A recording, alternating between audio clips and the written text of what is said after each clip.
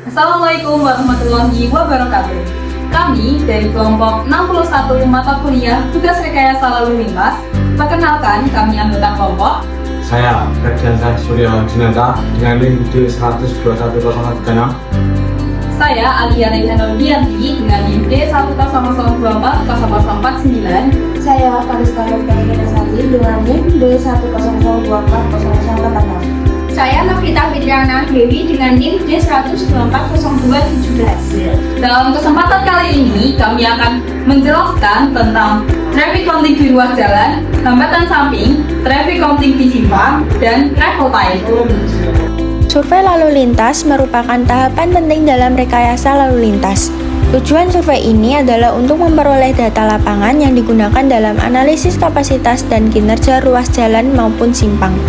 Kegiatan survei kami dilakukan di Simpang Gemblegan Jalan Yosudarso pada tanggal 27 September 2025 dengan waktu pengamatan pagi dan sore. Hasil survei ini akan digunakan untuk mengetahui tingkat kelancaran arus lalu lintas, hambatan yang terjadi, serta kecepatan kendaraan di lapangan.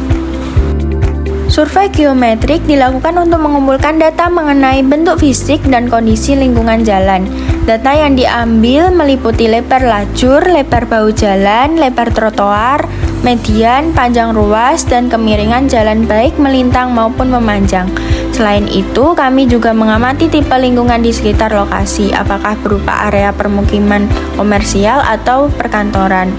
Alat yang digunakan yaitu meteran minimal 50 meter, pilox, senter, formulir survei, masker, buku atau kertas, alat tulis, rompi proyek, lightstick traffic, jas hujan, dan obat pribadi bila diperlukan.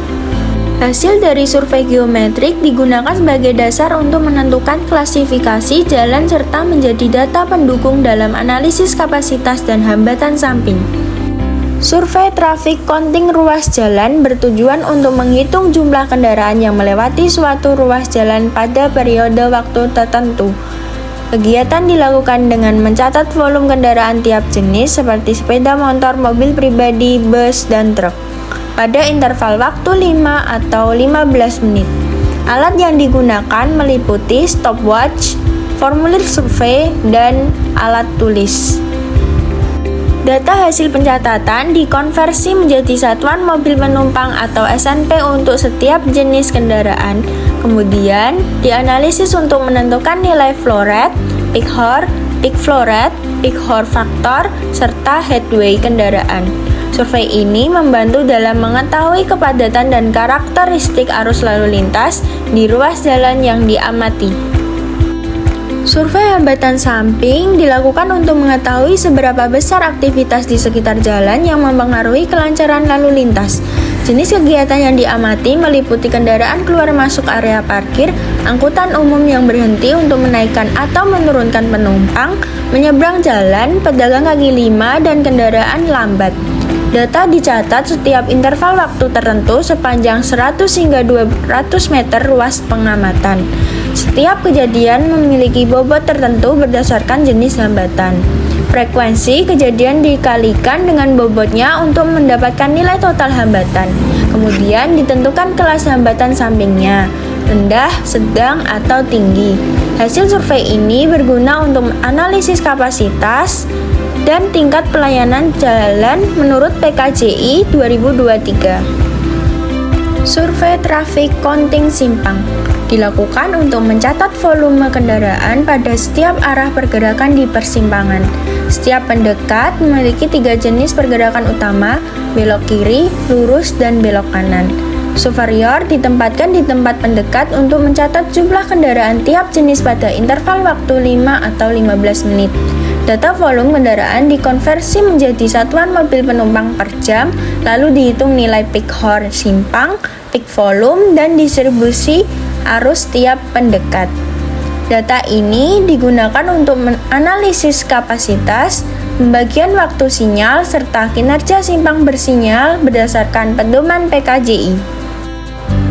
Survei travel time dilakukan untuk mengukur waktu tempuh kendaraan antara dua titik pengamatan di ruas jalan. Kegiatan ini bertujuan untuk mengetahui kecepatan kendaraan dan tingkat kelancaran arus lalu lintas. Setiap kendaraan yang melintas dicatat waktu masuk dan keluarnya, kemudian dihitung waktu tempuhnya dengan jarak antar titik yang diketahui. Kecepatan kendaraan dapat dihitung menggunakan rumus kecepatan sama dengan jarak dibagi waktu. Dari data ini diperoleh kecepatan rata-rata ruang, kecepatan rata-rata waktu, serta standar deviasi kecepatan. Hasil survei travel time sangat penting dalam menentukan tingkat pelayanan dan efisien pergerakan kendaraan di jalan tersebut.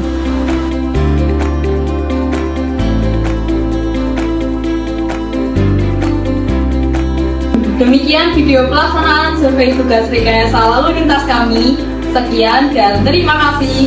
Wassalamualaikum warahmatullahi wabarakatuh.